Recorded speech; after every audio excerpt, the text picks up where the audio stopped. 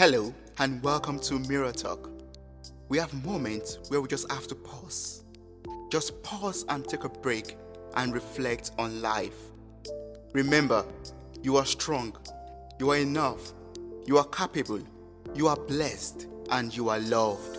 Your moment of greatness starts now.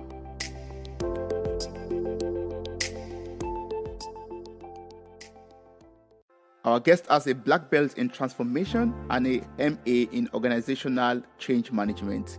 She's a feminist, a creative activist, and a champion of self-love. How are you doing? Oh, Toby, I'm doing amazing. Thanks for having me. How has the journey of life been for you? How has it been? It's been up and down. I've been riding the wave. It's been dark and light.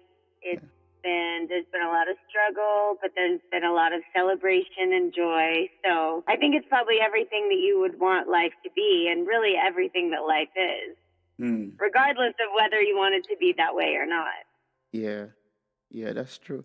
Talking about struggles, right? I read your story titled "The Wedding Dress That Promised Forever Taught Me Money Isn't Everything." I read this article on ravishly.com, and I was so taken away from it. I was so blown away by the way you wrote the article. It was very amazing how you structured it, and very educative also, I would say.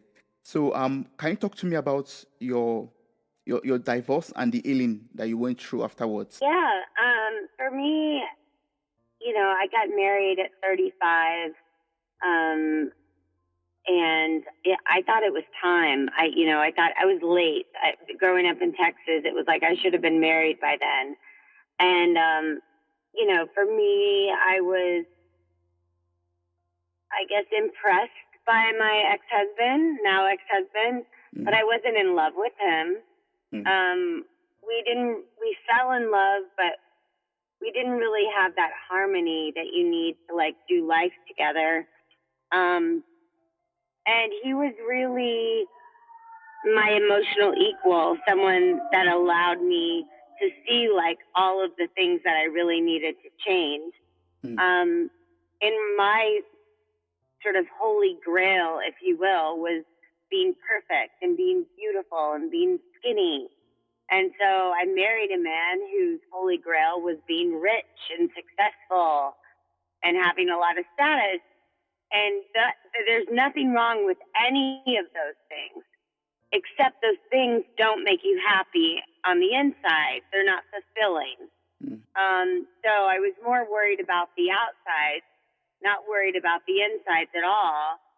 And in fact, my insides were rotting from just paying so much attention to the outside. So I think my marriage was more about marrying someone who I thought could provide me everything that I thought I couldn't provide for myself.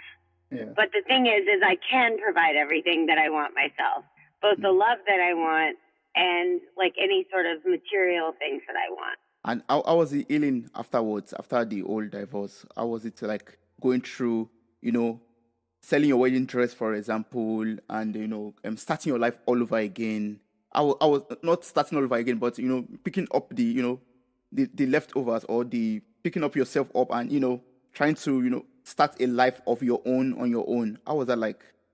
Oh, it was so exhilarating. It was freeing. It was I felt like I had been in jail for 38 years, and it was because for me, my divorce was it's not about I'm leaving him. It's about I'm leaving the person that married him forever. I had to let go of my old self, the person who was clinging to the outside. Yeah. So once I made that decision that I wanted to reinvent myself from the inside out, and I took ownership and really didn't blame him at all, just took ownership on the decision that I made, it was it was a new lease on life.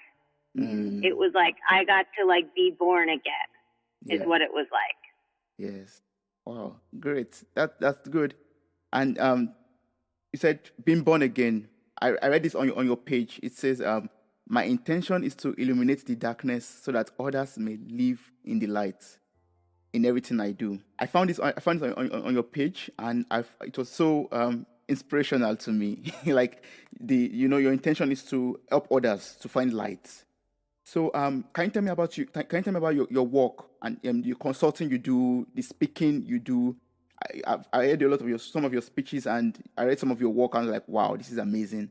So can you talk to me about your writings and everything that you do? So, I mean, going back to my why is just like, I do know struggle, I do know darkness, but I want to really shine the light on the things that are good and for my clients, it's around like finding insights, finding new information, maybe shining light on old information that makes it look like new. In my writing, it's really saying the things that other people won't say. It's that other people are afraid to say, that other people are ashamed to say. But I just feel like my struggle has been my gift in a way to bear witness to for other people. So they know that if they've gone through struggle or they've gone through darkness, I can shine the light and they can see, oh, I'm not alone. Yes. And I think that that's for me what shining the light on everything is. Yeah. That's and good. I think that I'm like a creative catalyst. Like I'm not good at doing like the same thing over and over again. I'm not a good maintenance girl. But if you want change, bring me in. If you want to be some disruption, if you want a little chaos, then you should bring me in because I tend to like kick stuff into motion. Talking about kicking stuff into motion, you have this self-love movement. Your Instagram page is filled with it. Your Instagram videos that you make also is always filled with loving yourself, embracing yourself. What made you start this movement? What inspired you? For me, it was just my own experience in realizing that it's like not enough to accept yourself, not enough to like yourself. I mean, and it's really realizing that the way that I treat myself, the relationship I have with me, sets the tone for everything else in my life. So the more loving I am to myself, and if you're listening, listen to this. The more love you give yourself, the more the world has to raise up to meet that. So the bad will fall away. Because if you're vibrating love and radiance and you're just glowing with someone who thinks that they're worth it, who values themselves, who respects themselves, you're not going to tolerate things, people, places that don't. It's a energetic mismatch. It can't happen. It's like fear and love. Either love is present or fear is present. But fear cannot be present when love is there. Love smashes it. And it's just, that's kind of, with self-love, it's like, it's hard, believe me. It's easier to put others first. But when you put others first, you're really telling the world and the universe and yourself that you're not important. And then you go around and you meet other people who think that they're not important and treat you like you're not important. And it's a domino effect. Wherever love exists, fear cannot exist. They cannot coexist in the same place. Yeah. No. Yeah, fear and love can't coexist. So it's like, even if you're, for instance, like if you and I or you meet someone who's scared, I guess with the recent elections, like there's a lot of people who are afraid. So the best thing to do is just to like breathe in and breathe out lots of love in their direction, treat them as kind and as nice as you would want to be treated when you get scared. And I think that that's the best way to approach those things. Love, there is no limit on love. It's limitless. And sometimes, so love begets love. The more love you give, the more love you get. The more love you give, the more love you have to give. It's like, you know, I'm consistently surrounding myself by all these people. I'm like, are they really that loving and really that nice and really that generous and kind? And they are, because they just, when you're like constantly flowing and spinning around and swimming in love, it's like, that's all you breathe in, that's all you breathe out. What's the best way to love yourself in the best and most healthy way possible? Because, you know, sometimes there should be like I don't know how to explain this. There should be like a boundary to it. Like, it once love yourself too much to the extent that you don't care about other people. It's an extreme, I guess. So is there like a best and most healthy way to love yourself, and that will not hurt your relationship with other people? Yeah, I think you would have to probably, I mean, part of self-love is really getting in touch with like your intuition and what your soul is talking to you about. So I think that probably, it would be based on how each individual was feeling. Like yesterday, I wouldn't call it self-love, although it was self-love. Like, I just barely left the house. I went to the beach for a second. I ate a lot of pretzels and a lot of chocolate, and I got a massage, and I drank a lot of water, and I wasn't around anyone else.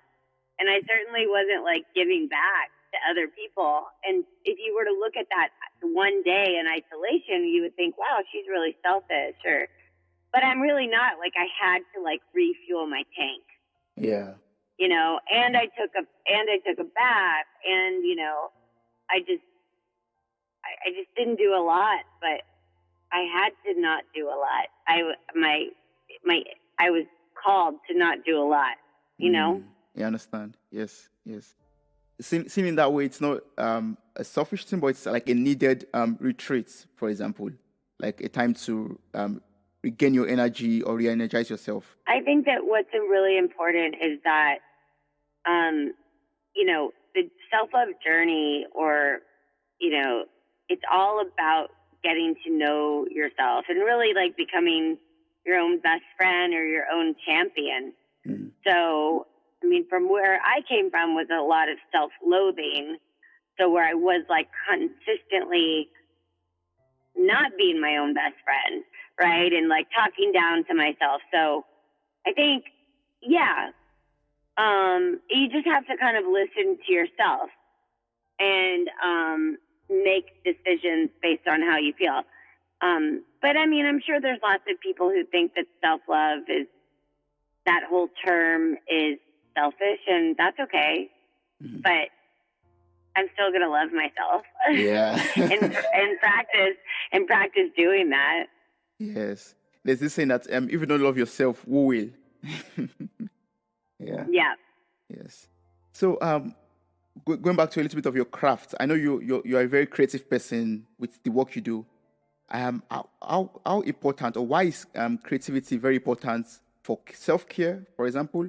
And how do you stay creative in times of crisis? For example, during this COVID period or during lockdown, how do you stay creative, and why is this creativity why is this creativity important for self-care? So I would say I'll answer the first question. Like, for me, to my craft, which is writing, or to be fully creatively expressed, is probably my like intention in life. One of my intentions in life, and to be surrounded by love. And so it's like the greatest act of self-love for me personally.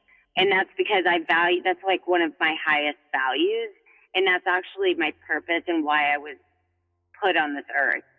And it's actually one of the harder things for me to do. And where I am right now in that process, because COVID has kicked my butt in terms of just feeling stuck. And, a big part of my process is in the movement and novelty and new experiences. And I mean, literally like momentum from walking or biking or going to a new place or even going to a new grocery store for that matter, Mm. or running into people and talking to them, strangers. And so since that hasn't been available to me, I've been feeling really stuck. And what I've been doing is expected myself to create in a way that forgets about the process of creativity. So like the article that you saw took me a year to craft. Many, like 50 revisions. I worked on it. It came out, 10 different ways. So the creative process is not about putting down something down that's going to get published or featured or hung up on a wall. It's about, for me, really the creative process is so messy. And right now where I am in my point in my journey is I'm like praying every day in my prayers and my sleep, dear God, help me get comfortable with the creative process, the messiness of it. And so when I sit down to write, it's not sitting down to write and thinking, oh, I have to get this published for the New York Times or the Washington Post. It's sitting down to write because I have something to say and to express. Or it's having fun on Instagram because it fills me up, and because it opens up my portals for more. Yeah. So, and that's about serving. That is self-love right there. It's all about self-love. Yeah. That, and I don't want to say I'm struggling with that because I don't want that to be true anymore. I'm actually so happy and grateful. This is a tool that I am so happy and grateful that I am embracing the messiness of the creative process. I am so happy and grateful that I run to my creativity as a tool to be fully expressed. And it's imperfect and it's messy. And I'm so happy and grateful that I am comfortable there. Yeah, that's good. Positive affirmation. Yeah. Yeah, I have to be really intentional for me because a lot of things get my interest and it needs to be really intentional. Yeah. That's good.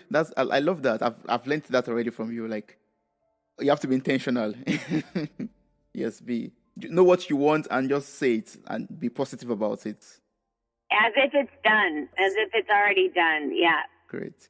So, talking about your creativity, you have this program called Stalked. I found it. Yeah. Yes. Can you tell me about it and its benefits? There are a lot of benefits that I've read about it. Maybe from you directly, the creator, you could tell us more about Stalked and its benefits. Yeah, Stoked was designed to help people, individuals, specifically employees working from home, navigate this radical new normal. So this is for people who've been chained to their desk for the last 6 months and may feel a little bit stuck. So there's 3 phases. The first phase is illuminate. The second phase is navigate. The third phase is elevate.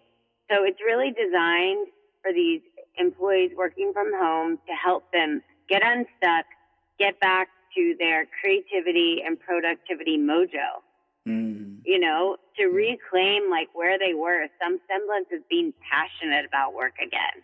Yeah.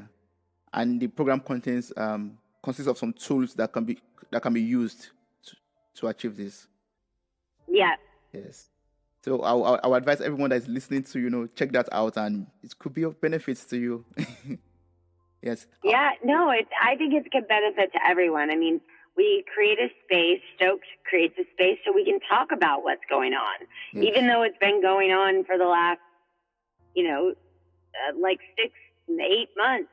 It's been going on. Let's still talk about it. Let's talk about the feelings and emotions surrounding that. So that's the first phase. The second phase is, okay, fine. We're done talking about it. We want to feel better. Here's some tips, tools, and tricks some tips and some tools and some tricks to help you feel better instantly.